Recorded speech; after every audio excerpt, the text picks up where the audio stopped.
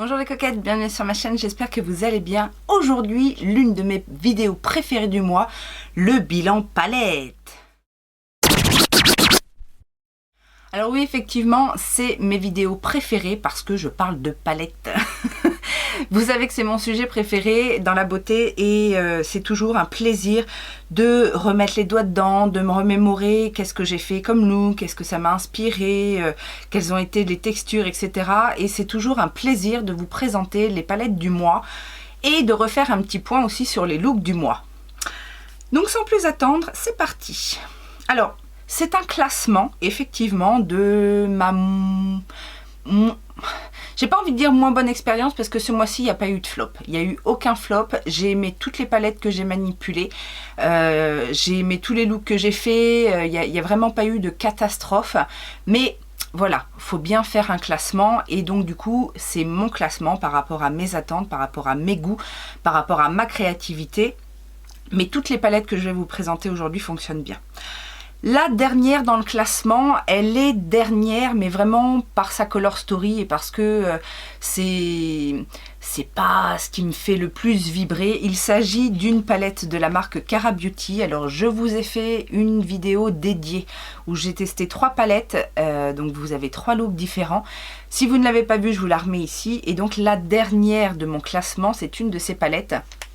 Il s'agit en fait de la The Essentials, qui est la palette en fait de neutre de Cara Beauty que j'ai testé.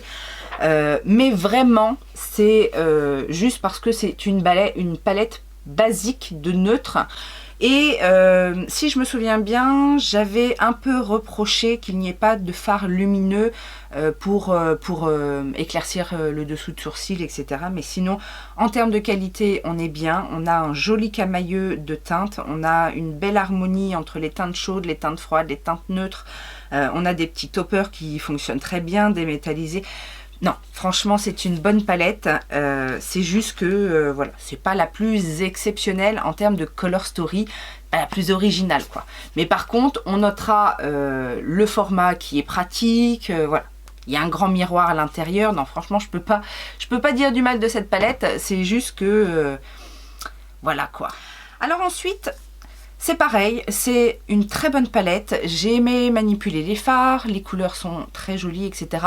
Je la mets dans cette catégorie plutôt basse de mon classement, tout simplement parce que c'est pas une palette, c'est pas une nouvelle palette. En fait, c'est un rassemblement des meilleurs fards de la marque dans une certaine catégorie de palette. Et donc du coup, voilà, c'est juste parce que... il n'y a pas eu de créativité, mis à part le fait de rassembler des fards qui existaient déjà. Mais sinon, il n'y a pas eu de créativité derrière cette palette. J'ai nommé la Greatest Hit Bangers de chez Lime Crime. C'est une palette en fait que Lime Crime a fait pour la période des fêtes dernièrement, qui rassemble les fards préférés des Vénus, des palettes Vénus. Donc, elle se présente comme ceci. J'ai fait plusieurs looks avec, après tout s'est très bien travaillé, on est dans la qualité Lime Crime, etc. Donc j'ai bien aimé, hein, et d'ailleurs je la voulais vraiment cette palette. Autant la The Essential c'était plus du test, je me suis laissée embarquer en découvrant la marque Cara Beauty, autant celle-là je la voulais, mais voilà, c'est parce que je préfère déjà ce genre de format de palette. Que dans les Vénus, il y a des petites Vénus. Moi, j'ai la Vénus XL2 uniquement, j'ai pas la 1. Et que, voilà, ça permettait de regrouper certaines teintes que je n'avais pas dans une seule palette. Et ça, c'est ce que j'ai aimé dans la palette. Maintenant, alors, elle est très belle, très fonctionnelle. Il y a des beaux lumineux. Les fards mat sont intenses. C'est le manque de nouvelle créativité chez Lime Crime qui m'a fait mettre cette palette à ce niveau-là, tout simplement. Ensuite, je vais mettre la petite palette de chez Natasha Denona, donc cette palette 5 fards qui est la Peak palette et qui est une palette qui a été faite en exclusivité dans la Boxy Charm. Donc je vous avais expliqué dans mon classement de palette Natasha Denona, si vous ne l'avez pas vu, je vous mets la vidéo ici, que c'est une palette exclusive qui pour l'instant n'est pas en vente. Cela dit, les couleurs sont bien sympathiques, j'ai fait plusieurs looks avec et je n'ai eu aucun problème à travailler les fards. Le seul bémol, c'est qu'effectivement, bon déjà 5 fards, moi, vous savez que les palettes 5 fards, enfin moins de, ouais, allez, moins de 6-8 fards, je trouve que ça tourne en boucle. J'ai pas suffisamment de matière pour m'aider à la création, et qu'en plus là on n'a qu'un seul lumineux, donc voilà, ça tourne toujours au même, dans le même style. Mais cela dit, la qualité est là. C'est pas une mini palette, hein, ce sont des grands fards de 2,5 grammes je crois, c'est ça. Et elle est très très jolie, et pour cet été je la ressortirai avec plaisir. Un petit peu pour la même raison, le nombre de fards, etc. Mais par contre, j'ai été très étonnée en fait, parce que j'avais pas forcément un bon souvenir des fards Ofra. Je vais mettre cette petite palette, donc qui est la signature palette en teinte Empowered, dans ce top, parce que j'ai aimé travailler. Alors je ne l'ai pas utilisé énormément, je l'ai utilisé qu'une seule fois je crois, mais par contre en termes de travail des fards, j'ai été beaucoup plus satisfaite que les autres palettes. En fait, j'avais d'autres grandes palettes de la marque Ofra qui ne m'avaient pas extrêmement convaincue. Là, on est sur une très bonne qualité. Les fards mat sont un peu poudreux, mais du coup, j'ai l'impression qu'ils sont un petit peu plus pigmentés. Et les lumineux sont très beaux, et il y a de très jolis reflets. Et puis, la Color Story, cette fois, est un petit peu plus originale que la Peak Palette, par exemple, qui reste des teintes, qui reste dans les teintes chaudes, assez classiques. Là, on est dans des kakis, camel, etc. Avec le petit phare lumineux là qui est légèrement doré, vert. Donc oui, même si c'est une petite palette, elle mérite sa place quand même. Alors, la prochaine palette, c'est la palette que j'avais sortie dans ma rotation, en fait, la palette mythique que j'avais décidé de ressortir. C'est la Naked de chez Urban Decay. Alors, à l'époque où on parle partout, tout le monde parle d'elle, on la voit partout, la Wild West, la Naked Wild West qui vient de sortir de chez Urban Decay, qui, je vous l'avoue, me titille. Alors, non pas que je suis extrêmement éblouie par la Color Story, mais je la trouve quand même intéressante. C'est une belle palette, et puis c'est une Naked, et j'ai pratiquement toutes les Naked, donc voilà, je me tâte. Cela dit, j'ai ressorti cette première version de chez Urban Decay, et ça fonctionne toujours autant. Alors certes, c'est très poudreux, n'est-ce pas Mathilde? C'est poudreux, mais en même temps ça se travaille bien. Alors j'avais, notamment dans la Reloaded, j'avais vraiment été déçue de la Reloaded parce que je la trouvais extrêmement poudreuse. Bah, franchement, celle-là, je la trouve moins poudreuse que la Reloaded, hein, pour tout vous dire. C'est poudreux, c'est vrai, mais les teintes sont là, elles se construisent, ça fonctionne toujours aussi bien. J'ai fait un super look un peu dans les tons froids, entre le nude et le sophistiqué. Non, franchement, un bon basique à garder dans sa collection, quoi. Alors, on va rentrer un petit peu dans les couleurs, parce que jusqu'à présent, c'est assez soft. Je vais mettre en entrée de gamme, on va dire, des palettes qui me font plus vibrer en termes de Color Story. Je vais mettre la Manifest de chez Be Perfect. Alors cette palette, pour rappel, je l'avais eu dans la Mystery Box Be Perfect quand j'avais acheté quelques bricoles lors du Black Friday. Elle venait juste de sortir, et j'étais ravie en fait de l'avoir dans ce Mystery Box, parce qu'elle me donnait très envie. La Color Story, c'est tout à fait ma came. Vous imaginez bien, il y a des lumineux, il y a des paillettes, il y a des couleurs flashy, comme ce rose là en plein milieu. Il y a des couleurs un petit peu particulières, il y a un prune qui se marie très bien avec le petit orange là. C'est une très belle palette. Cela dit, je l'ai trouvée extrêmement poudreuse.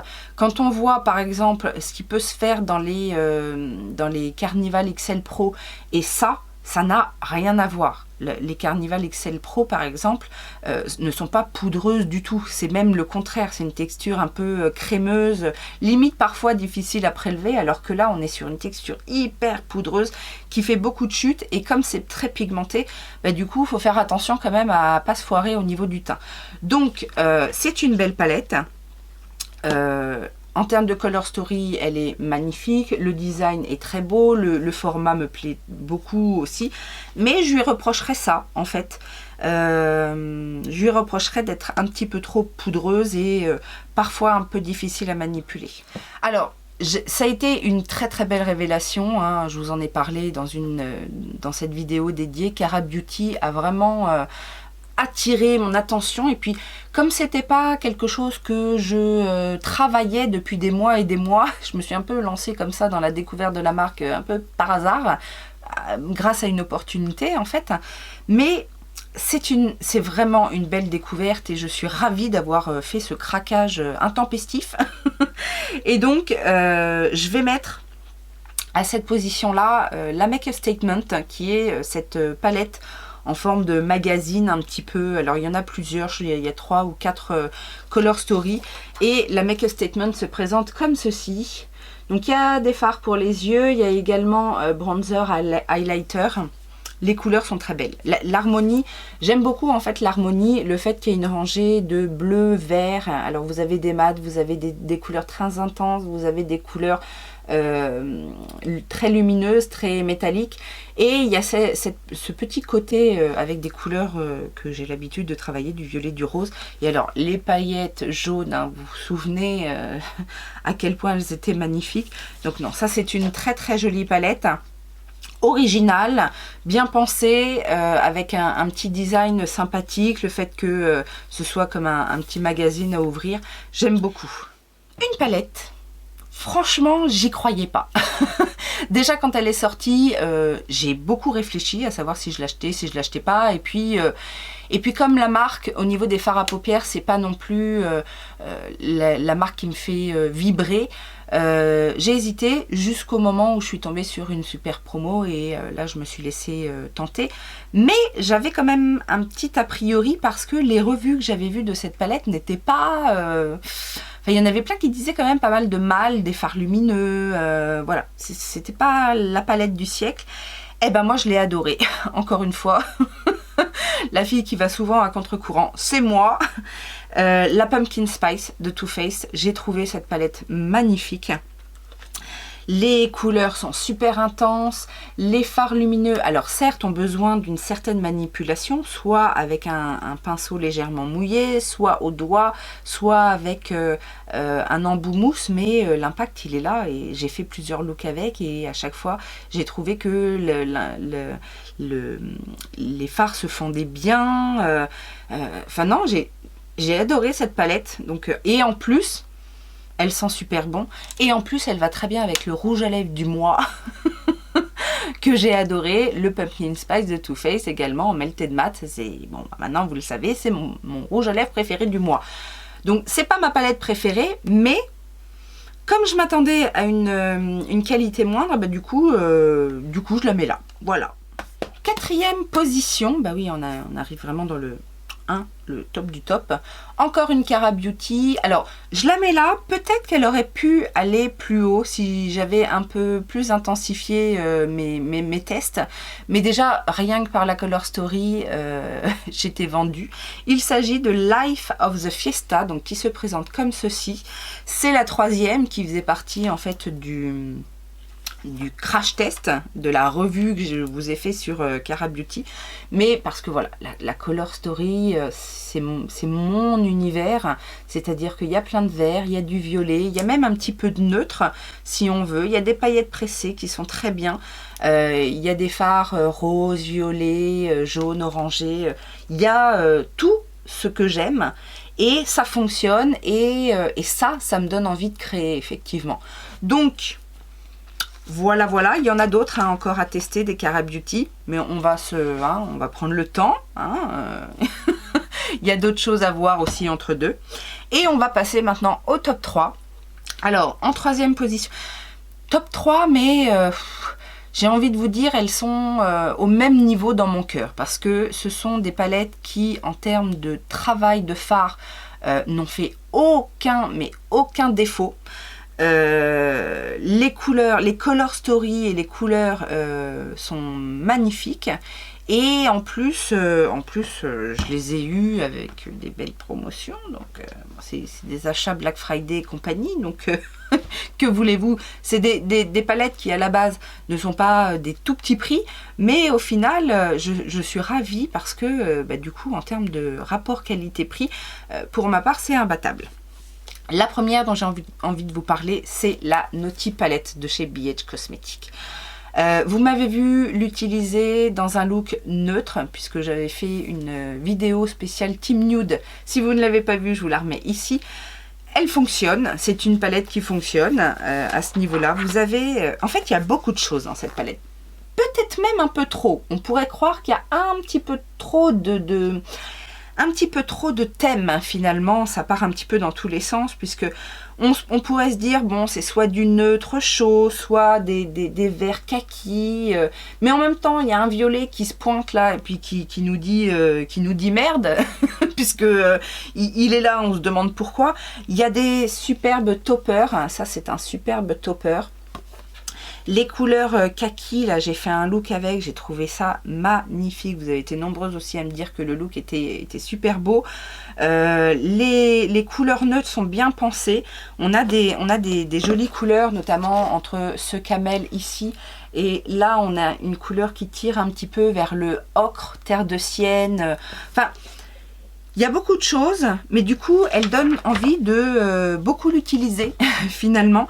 Et pareil, les textures des fards, les fards mat sont super soyeux, crémeux. C'est un petit peu poudreux, mais ça se travaille hyper bien. Ça a la pigmentation qu'il faut. Les lumineux sont très, très lumineux. On a 2 paillettes pressées. Il faut utiliser une glitter glue avec ces paillettes pressées. Alors, il y a un liant à l'intérieur, mais il y en a très peu. Donc, et finalement, c'est pas plus mal parce que des fois, quand le liant est trop gras, trop épais, ça peut faire cuiser les fards, ça peut, voilà, ça peut être pas terrible. Là, il y a juste ce qu'il faut. Mais par précaution, il vaut mieux mettre une glitter glue en dessous ou le fixer avec un setting spray peut-être pour éviter les chutes. Mais sinon, j'ai adoré travailler cette palette et je vous la recommande. Si elle est encore à 11,60 $ sur le site officiel, mais allez-y les yeux fermés parce que franchement, c'est une superbe palette. Alors, la deuxième palette de mon top, franchement, j'ai hésité entre les deux. Et... en termes de qualité, les deux se valent. Je pense que mon choix s'est fait sur la Color Story parce que la première me correspond un petit peu plus. Mais celle-ci m'a étonnée. Mais déjà, je vous l'avais dit. Quand je vous l'ai présentée dans mon haul, je vous avais dit, parce que j'avais déjà un petit peu mis les doigts dedans, et je vous avais dit, mais c'est quoi cette texture de fard? C'est incroyable. Il s'agit de la Chocolate Donut de Glamlight. Ah, cette palette! Cette palette est fantastique. Si vous aimez travailler les fards lumineux, les teintes chaudes avec des fards lumineux, mais lumineux hein, incroyable. Il y a notamment cette teinte, parce qu'il y a des lumineux, il y a des métalliques en fait et des lumineux duochrome, notamment la teinte White Chocolate ici, qui paye pas de mine dans son pan, mais alors quand vous la mettez, en fait c'est un doré légèrement rosé mauve. Oh là là, cette teinte est magnifique. On a la teinte Chocolate Sprinkles aussi ici qui est un duochrome, c'est pareil, c'est un petit doré avec des reflets rose bronze, magnifique. Enfin bon bref, la teinte du milieu, la Chocolate Glaze a une intensité folle. Les fards sont légèrement crémeux, les plus lumineux sont très crémeux, les mats sont... ils sont ce qu'il faut, c'est-à-dire que voilà, ils sont un petit peu poudreux mais tellement pigmentés et en même temps ils ne font pas de taches. Bon après c'est des couleurs assez naturelles, les marrons etc. Mais j'ai été très étonnée par cette palette et je ne regrette pas, même si le packaging est un peu improbable. Hein, bon, c'est plus agréable que la pizza palette par exemple. Mais voilà, c'est un peu... Alors j'ai vu qu'il y en avait une autre qui était sortie. Pour info, la Chocolate Donut et tous les petits produits autour sont sortis sur Boozy Shop, si jamais ça vous intéresse et que vous n'avez pas envie de commander sur le site officiel. Et la numéro 1, c'est une palette... Alors, je l'ai utilisée dans une vidéo. Si vous ne l'avez pas vue, je vous la remets ici. Mais je l'ai réutilisée derrière et qu'est-ce que je peux vous dire de plus que cette palette est merveilleuse. Il s'agit de la Carnival 3, la Love Tahiti de Be Perfect en collaboration avec Stécie Marie. Je n'ai pas la première, j'ai la deuxième qui avait été aussi dans un top, je ne sais pas si elle avait été numéro 1, quoique si je pense qu'elle avait été numéro 1 quand je l'avais testée. Mais alors celle-là... elle est magnifique. Les fards sont d'une intensité. Ça se travaille bien. Comme je vous disais, c'est pas du tout poudreux. C'est limite crémeux. Limite, parfois, je vous dis, difficile à prélever. Mais l'intensité, elle est là. Il y a des superbes fards duochrome. Il y a des métalliques aussi sympathiques. Alors, il y a beaucoup plus de mat que de lumineux ou de fards à effet. Mais en même temps, les couleurs sont... tellement belle. J'ai fait le look dans la vidéo en collaboration avec Missy Evelyse. J'ai refait derrière un look avec des verts. J'ai utilisé aussi les teintes, les couleurs orangées. Alors j'ai utilisé aussi les roses violets dans un look, mais dont j'étais pas satisfaite, mais c'était pas à cause de la palette, en fait c'était à cause des fards liquides duochrome de JD Glow. Ça a tout gâché, mais franchement cette palette est magnifique. Et quand je vous disais que ça me correspond un petit peu plus que la Glam Light, j'ai beaucoup aimé travailler la Glam Light, mais en termes de color story, c'est un peu moins fun, on va dire, que celle-ci. Celle-ci, avec toutes ces couleurs, on peut faire plein de choses. Et je suis ravie de l'avoir acheté. J'ai peut-être attendu avant de l'acheter, mais j'ai bien fait d'attendre parce que je l'ai eu avec une belle promotion. Et elle est parfaite. Voilà ce classement. Je prends encore quelques minutes juste pour vous présenter en fait, puisque j'ai décidé de plus trop mettre de palettes dans mes rotations make-up. Mais par contre, je vous ai dit, j'en choisis une mythique entre guillemets, une palette mythique que je remets un petit peu en test. Un peu comme la Naked. Et là, ce mois-ci, j'ai décidé de sortir la Soft Glam de Anastasia Beverly Hills. Alors, voilà. En même temps, il y a sa petite sœur qui est sortie il n'y a pas si longtemps que ça. Mais vous me croirez ou non, mais cette palette est dans ma collection. Mais elle est toute neuve. Je ne l'ai jamais touchée. Alors, c'est la plus... Je trouve que chez Anastasia, c'est la plus neutre. En tout cas, de ce que j'ai, moi, c'est la plus neutre. Mais bon, à la limite, je me suis dit, comme le neutre, c'est pas forcément mon dada en règle générale. Et en tout cas, quand j'ai des nouvelles palettes, c'est pas vers mes palettes de neutre. J'ai l'habitude d'aller plus facilement. Donc, je me dis que c'est pas plus mal de mettre une palette comme ça dans ma rotation. Et puis, alors, je me laisse toujours une petite marge parce que bien évidemment, comme il y a beaucoup de nouveautés, des fois, j'ai envie. Mais j'ai quand même sorti 5 palettes que je veux absolument tester. Donc, je vais vous les montrer. Et n'hésitez pas à me dire laquelle vous aimeriez voir en action en priorité sur une vidéo. J'ai ça depuis un petit moment, j'avais eu cette palette en BoxyCharm, c'est de chez Viseart. C'est une palette, vous savez, une palette comme ça, 12 fards. C'est la Bohem Dream. Donc en fait, c'est les petites palettes 12 fards à thème. C'est du coloré, pastel, un petit peu lumineux. Je ne sais pas ce que ça vaut, j'ai jamais testé. Il y a également la palette de chez Little Cosmetics, donc c'est là. Je ne sais jamais, je ne retiens pas le nom de cette palette. C'est la Velvet Dusk, donc qui se présente comme ça. Alors j'avais déjà testé le mois dernier une palette de chez Little Cosmetics et qui m'avait fait belle impression. Je n'ai pas encore testé celle-ci. J'ai dans mes bacs à test depuis un petit moment une palette de chez Wet n Wild, c'est la Color Recon 32 Pan Eyeshadow palette, donc qui se présente comme ça, mais je me suis dit ce serait peut-être bien d'avoir une petite palette pas chère, multifonction, puisqu'il y a 32 couleurs, des neutres, des couleurs un petit peu plus sombres, des verts, des bleus. Donc je me suis dit ce serait peut-être bien d'avoir une petite idée de ce que ça vaut. J'ai également la 35S Sweet Oasis de chez Morphe que j'ai reçue il n'y a pas si longtemps que ça en fait et qui me donne très envie aussi. Donc ça c'est sûr je vais la tester. Et une autre palette qui mérite aussi toute mon attention, il s'agit de la palette de chez Made by Mitchell. Donc ça c'est la Fit on the Ground, donc qui est dans ce packaging là. Donc je vous avais fait une revue sur la Head in the Clouds. Si vous ne l'avez pas vue, je vous la remets ici. Mais voilà, celle-ci, j'ai pas encore fait de look avec. Donc j'ai mis mes doigts dedans, je sais que la qualité y est et je sais aussi qu'elle va m'inspirer. Mais voilà, dites-moi celle qui vous inspire vous le plus, ou en tout cas qui vous intrigue le plus, avec laquelle vous aimeriez me voir jouer pour avoir mon avis. Et puis j'espère que ça vous a plu.